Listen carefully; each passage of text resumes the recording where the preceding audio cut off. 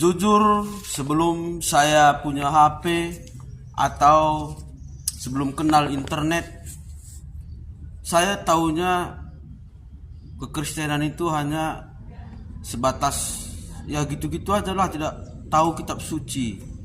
Saya hanya taunya dulu itu Yesus Tuhan, begitu saja.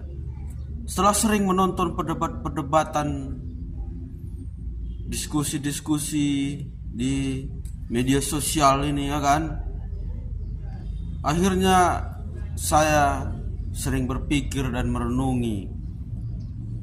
Ternyata saya makin terharu dan percaya kepada Tuhan Yesus Kristus. Kenapa? Karena hanya Dia yang banyak saksinya, hanya Dia yang dinubuatkan.